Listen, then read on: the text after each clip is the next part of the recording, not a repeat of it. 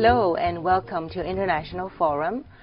We're going to look at the situation in Afghanistan as it stands today, winter of 2009. We all know that the situation there is extremely difficult. Many have said that the Obama presidency will be defined by America's success or failure in Afghanistan. The big question for America now is whether there will be light at the end of the tunnel after more than 8 years of war there, after all the lives lost and fortunes spent. Our guest today is a frequent guest on our program, Ambassador Robert Finn, who is America's first ambassador to Afghanistan after the toppling of the Taliban government in 2001. A veteran former diplomat and a scholar of Middle Eastern and Central Asian affairs, Ambassador Finn is now with the Liechtenstein Institute for Self-Determination in the Woodrow Wilson School of Public and International Affairs, Princeton University. Welcome back, Thank Ambassador you. It's Finn. nice to be here. It's wonderful to have you back with us. You wrote, well, I saw this in a paper by you published in October 2009 entitled Afghanistan Still Wrong After All These Years. And you said the challenge is now greater than it was in 2001. Can you explain to us what you yes. meant? Yeah, sadly it is still wrong because we didn't do the right things then, and we're still not doing all the right things. The challenge is greater because in 2001 we had a fairly easy victory over the Taliban. They left, when I left Kabul in the summer of 2003, we thought that the Taliban would be reduced to a minor irritating factor within 6 months to a year. And that has, as we all know, radically turned in the opposite direction. And the reason that it did was that we didn't do the right things in the first place. We did not send enough soldiers there. There was the policy of the small footprint. We did not send enough civilian people to help, and we're still not sending enough civilian people to help. Afghanistan was shortchanged from the start, and it's still being shortchanged. So all of these things, with the addition of the deviation of policy, personnel, and material to Iraq, led to the turnaround so that we now have a situation that is much more difficult. We all know if there's a kind of illness, it's much better to treat it in the beginning stages. True, true. So I guess one result of our neglect in Afghanistan was that the insurgent network has grown by leaps and bounds. How vast is the insurgent network? Well, it's the numbers are hard to find, but it's not necessarily that vast.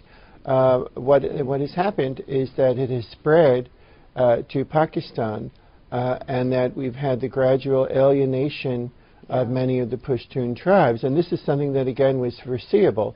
While I was there, many people said to me, look, we want you to succeed. We believe in what you're doing. We know that you have good intentions. We hated these people when they were in power. But we have to live here.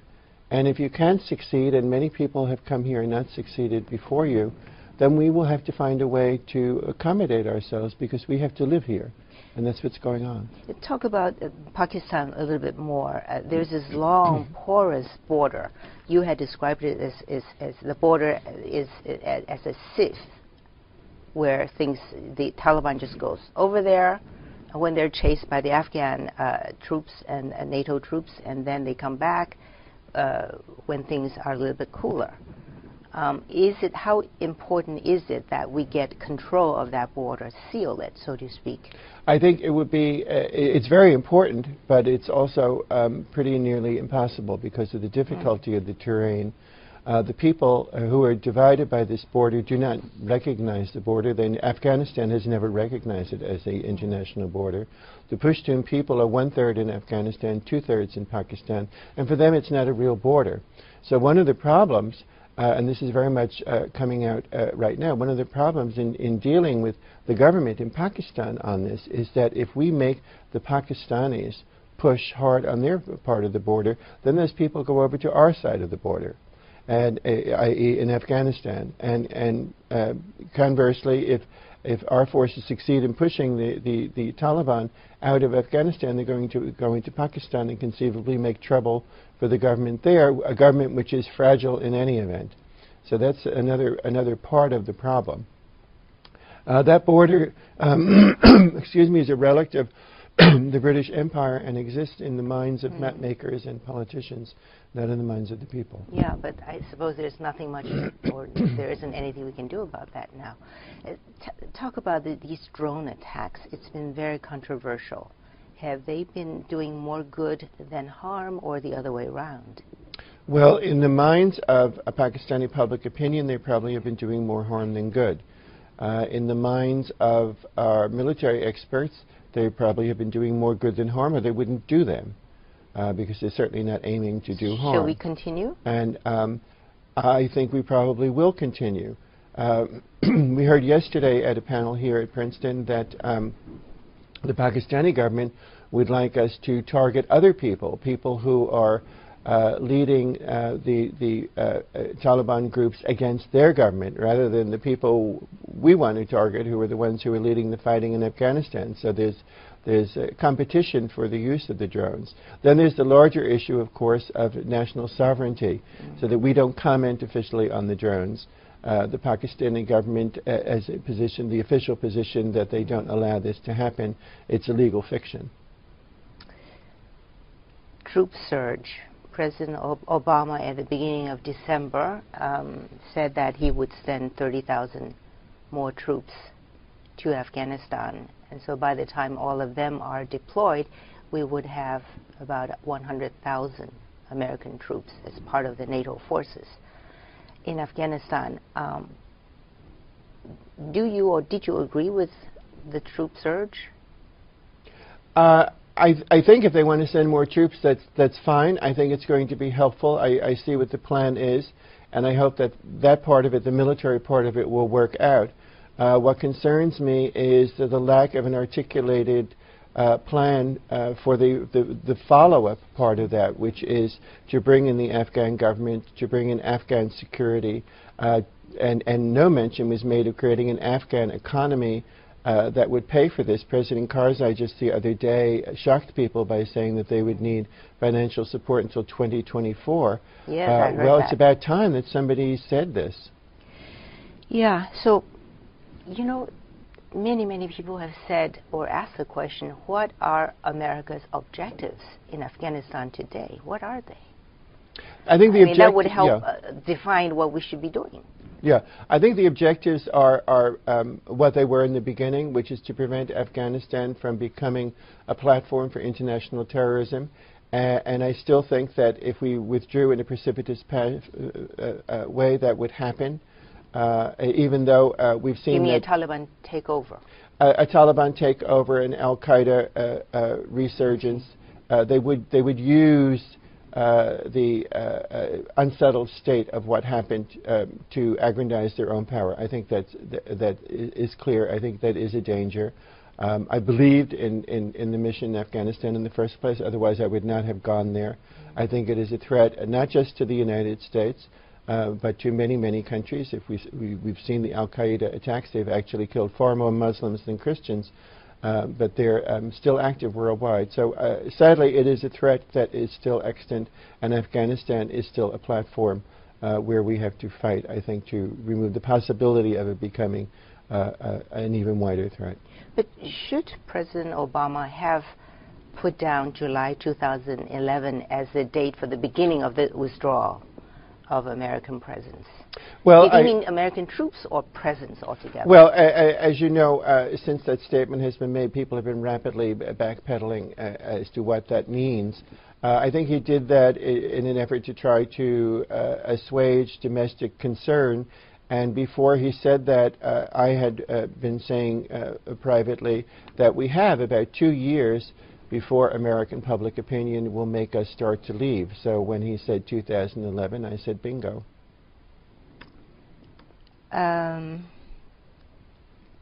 Many have also said, the name Peter Galbraith, the high State Department official, comes to mind. among others, that for American efforts to succeed, one necessary condition is the presence of a viable local partner. And Gilbert thinks that, you know, we don't have a viable local partner in Karzai and his government. What do you think?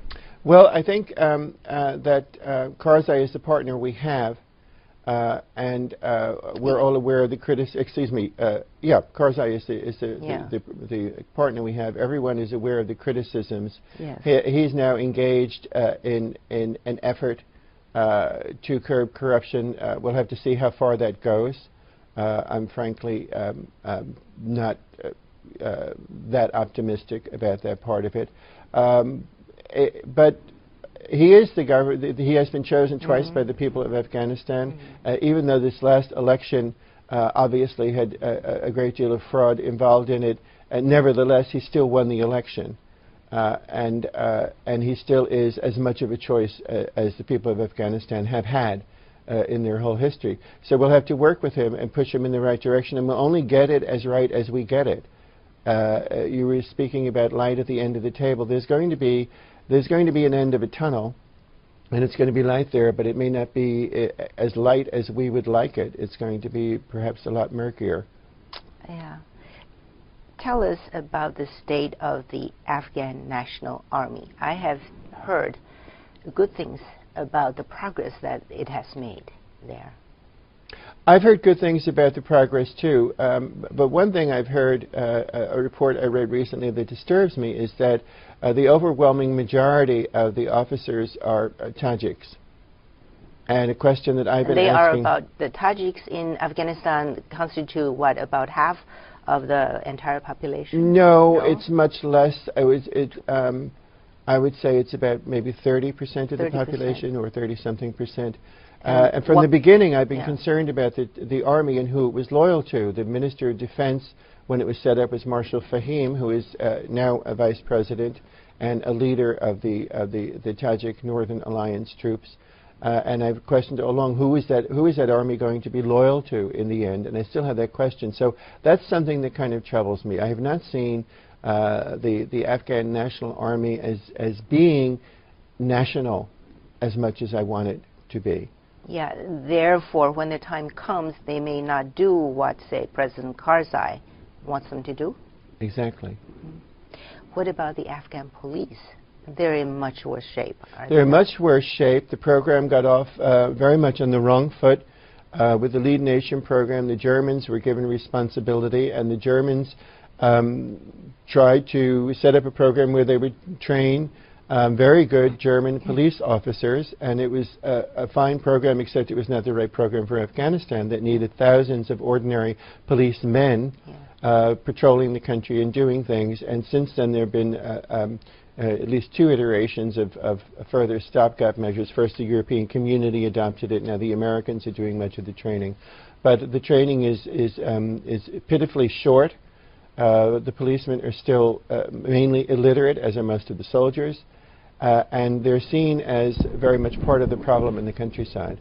By your estimation, how many more years before we will see Afghan National Army and the police force in enough numbers to stabilize the country? Well, I would just have to guess, but I would say 10 years is the number that pops into my mind. With the Army, I think it could be shorter. Ordinarily it takes 4 or 5 years into peacetime conditions to set up any kind of army. I think with all the problems inherent in what's going on there, maybe the short side of 10 years is what we're looking at. I see. What's happening in the Afghan economy? Is it growing? The Afghan economy is growing. The per capita income has trebled since 2001. There are lots of good things that are going on, but but it's still one of the world's poorest. Excuse me. It's now the 2nd or 3rd poorest country in the world. So the percentages don't tell you the reality. In terms of per capita income, it's you know, 1/3 or 1/4 of what its neighbors are. So it's still very, very poor. It has the potential, under peacetime conditions, to be what former Minister of the Interior, of the Economy, excuse me, Ashraf Ghani said, a self-supporting, dignified, poor country. That's as good as it's going to get. But it could do that. It has oil and gas. It has transport potentials. It has minerals. It has agriculture, if that can be brought back, and I don't mean poppies. So there are things that could enable Afghanistan to once again support itself. Does growth and development depend on security, as many have said? Everything depends on everything else. You can't isolate any particular thing. Now, President Karzai has for a very long time wanted to bring the Taliban into the mainstream. I guess it's called what, the National Reconciliation Program? Yes. But America has steadfastly disagreed with him on that. Where do you stand on this question? Well, America hasn't so steadfastly disagreed. No? They were mostly silent on the issue, and what Karzai said from the very beginning was that people who have not committed any war crimes, people who have not murdered people, can lay down their arms, pledge allegiance to the government, and we will welcome them. And that's been an ongoing policy. And basically, our government was fairly silent about that part of it. People are worried about the big fish and not the little fish. In any war, particularly in this kind of war, reconciliation is something that typically happens. Very few wars end with a total victory or a total defeat. Usually wars end when the parties get tired of or weakened enough that they agree to some kind of peace. And that's why I said things may be murkier at the end that we want. When I was there, when we had the first lawyer, Jirga, the only one in the country who was in the country was one warlord on the eastern border who denied the authority of Karzai. Everyone else agreed to the authority of Karzai. And if you look at some of the statements that are coming from Pashtun leaders, there's room there for some kind of agreement, which would mean perhaps an Afghanistan that looks a little different from what the people at Bonn envisioned. Again, in 2009, America put a new commander in Afghanistan, who is in fact now the supreme NATO commander in Afghanistan, General McChrystal, Stanley McChrystal. Mm-hmm. He has put out this counterinsurgency strategy. It's a three-pronged strategy. It goes like it targeting terrorist networks, push them back in areas where they've been operating freely, and secondly, to commit tens of thousands of troops to stabilize Afghanistan, and thirdly, train enough domestic security forces. How has the counterinsurgency strategy fared so far? I think they're just starting it. That's why they're looking for more troops. And as I said earlier, that's an action plan. And I'm certainly not going to second-guess him on the action plan. I think that part is fine. But behind that, you need something to replace what was there. When you have peace, then you need to bring in stability, and that means economic stability as well as security stability. You need the police, you need the government, you need the economy. General Eikenberry, who is now Ambassador Eikenberry, said that you need to have the engineers following 1 kilometer behind the troops when they went into these areas to show the people that we're there and we're there to stay. That remains true. And that's the part of the plan that I don't see being articulated. Right, and you're saying that still we're not seeing enough personnel or enough... No, we're not. The plan now is to have about 1,900 and something civilian people on the ground in Afghanistan by New Year's Day, which is about 3 times what we had last year. Well, again, percentages, 3 times is great, but 3 times what? We're 100,000 soldiers, and we're going to have 1,000 civilians, and where are they going to be? Are they going to be locked up in the embassy? Not all of them, certainly. But they need to be out working with people. So I don't see this side of the program, and I'm not blaming this on the Obama administration. This has gone on for many years, actually, from the time of Operation Provide Comfort, with which I was involved in northern Iraq, when we realized that we would have civilian problems and we need to develop a civilian capacity to deal with these things, and we frankly have not done that. Yeah, and I think in addition there seems to be other questions about our own military effectiveness. I was struck by what I found in the New York Times, December 8th, a piece written by an Army officer called The Next Surge, Counter Bureaucracy, and I'll read this to you. In my experience, decisions move through the process of risk mitigation like molasses. When the Taliban arrive in a village, it takes 96 hours for an army commander to obtain necessary approvals to act. In the first half of 2009, the Army Special Forces company I was with repeatedly tried to interdict Taliban. By our informal count, however, we and the Afghan commandos we work with were stopped on 70% of our attempts because we could not achieve the requisite 11 approvals in time. Our vehicles sink into wet roads and crush dry roads because they're too big and heavy, things like that. So you really have to wonder, just, you know, well, could we change some of this? Well, obviously we could change that, and he's telling it from his point of view. You and I are not purvey to what else was going on. Certainly 11 approvals sounds like an extreme number. Yeah. On the other hand, there are many other considerations in the military action, so I can't really speak to the specifics of what was going on. But bureaucracy, as we know, is always with us. And one of the problems of Afghanistan is getting things done quickly, and a lot of mistakes were made because they tried to do things too quickly and didn't think through the process. But that is the nature of government. We're more efficient than some other governments, and perhaps we're less efficient than yet other governments. The Turks have a saying, because the Turks are very good at starting things off, but not necessarily at finishing them. So they say you should start like a Turk and finish like an Englishman. Okay. Talking about Englishmen, talk about the NATO efforts as a whole. They're really not pulling their weight, are they? No, they're not. And is there any way of getting them to do more? I know they've said that, after we declared our surge policy, that they will send more troops. But when you look at the troops that will be returning home, when you balance the number of troops that will be returning home to the various countries and the new troops they'll be adding, they cancel each other out. So, That's right. The brunt of the fighting has been borne by the U.S., the UK, Canada, France, Holland, and Denmark. And the other countries have, of course, there are many smaller countries that have also been in the fighting, but there are many countries that have put caveats on the troops that won't let them do fighting.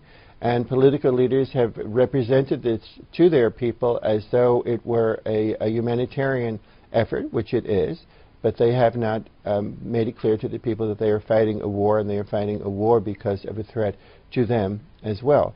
And I saw from the start that this was going to be a litmus test for NATO. This is the first war that NATO has been in as a war against a NATO member.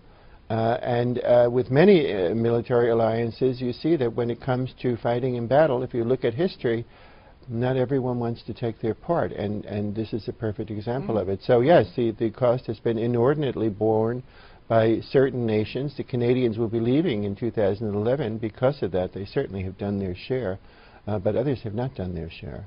Right. And what about neighboring countries, the countries that surround Afghanistan, China, some not immediately surrounding Afghanistan, Russia, India? They seem to have engaged in what's nowadays called soft power activities in Afghanistan, and have contributed to the progress, economic progress we've seen in Afghanistan. I mean, is that an alternative way to dealing with the Afghan challenge? In other words, should we be putting more emphasis on diplomacy, on economic and technical assistance in Afghanistan rather than so much emphasis on the military actions? Well, I would say yes. The short answer is yes to that, and I've long been an advocate of greater involvement by the countries in the region, particularly the Central Asian countries. Tajikistan ended its civil war because they were afraid they were turning into another Afghanistan. Uzbekistan has its dreadful human rights record, using as the excuse the threat of Islamic fundamentalism coming from Afghanistan, and as you know, there are Uzbek fighters among Al-Qaeda. China is making the largest economic investment in Afghanistan at the Aynak copper mine, $3.5 billion, but they're going to make $80 billion for that. Good for the Chinese, and we're going to protect them, which I raise an eyebrow at myself. Iran, unfortunately, because of our relations with Iran, Iran could have been a much bigger and better partner in Afghanistan, but because of our own problems with Iran, that hasn't happened. India and Pakistan, many would say, are fighting a proxy war in Afghanistan, and until they stop, both of them stop doing that, there's not going to be any peace in Afghanistan. So explain that. India and Pakistan fighting a proxy war in Afghanistan. Right. Pakistan, is it over the Kashmir issue? It's partly over the Kashmir issue.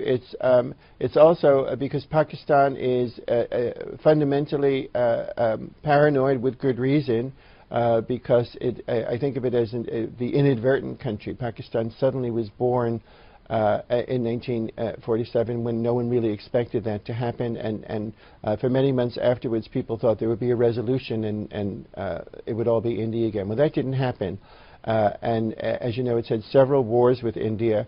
It's a very long, narrow country, only 85 miles wide at its narrowest point, and it's always afraid of India. So India, being astute in foreign relations, has been operating in Afghanistan to make the Pakistanis more worried. India to sandwich Pakistan, so to sandwich Pakistan, India, and Pakistan, right, Afghanistan. Right, and so when the Northern Alliance was fighting the Pashtuns, and there were, I don't have to tell you about all the allegations about Pakistani assistance and ISI, particularly assistance to them over the years and ongoing. It was Iran and Russia and India that were helping the Northern Alliance, and India has opened its first ever overseas base in Tajikistan, north of Afghanistan, in recent years. So that coalition is kind of still going on. So that's another aspect. Now, there's so many dimensions to the Afghan problem, but the regional dimension is one of them. On the other hand, to get back to your question, I've long advocated that they bring in doctors and teachers and health workers from the countries to the north where there's huge unemployment, particularly in Tajikistan, people who speak the same language, who understand the people of northern Afghanistan, who don't require $200,000 a year as a salary. It seems like a no-brainer to bring these people in to help Afghanistan. Is that happening at all? No, I mean, not in any measurable way, yeah. Going forward, I hope the question is okay with you. If you were President Obama, what would you be doing now in Afghanistan? What would you be doing that are different from what he's doing? I would be putting increased emphasis on the civilian side, on developing the economy, on creating a regional apparatus to help the neighbors of Afghanistan, who are the frontline states threatened by Afghanistan, perhaps with using the Shanghai Cooperation Organization. I would try to involve them greater in the process of helping their neighbor, and not have us be the only ones who are doing it. And I would work more on developing the Afghan economy and on developing governance, and that means setting up training programs for government officials, doing the kind of things that USAID used to do 30 years ago. And some of this is already going on, but I would step it up. You have to create models of excellence.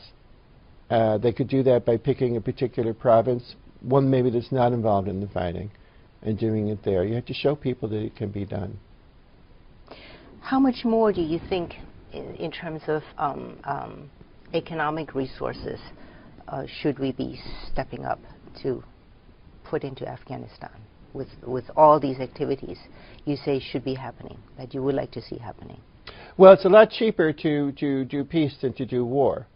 And approximately 95% of the monies that we've spent on Afghanistan have been spent for military activities so far. So in a time of declining resources, we might look at what we're doing with our money and what we're getting in return for it. That's right, because it's been said that each American soldier cost us $1 million a year. Ambassadors are so much cheaper.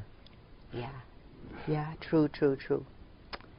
Well, I guess we have a long road ahead. Do you think that we have the stomach to stay there for as long as it takes to stabilize the country, given how important it is? We're going to stay there as long as we do, and we will try to make it as good as we can, and at some point we will leave. And I don't think that we will be completely satisfied when we do leave with what we left behind. That's it for today. A long way ahead. Thank you, Ambassador Finn. It's always a pleasure having you. Thank you for watching. This is Mei Chang for International Forum, and see you next time.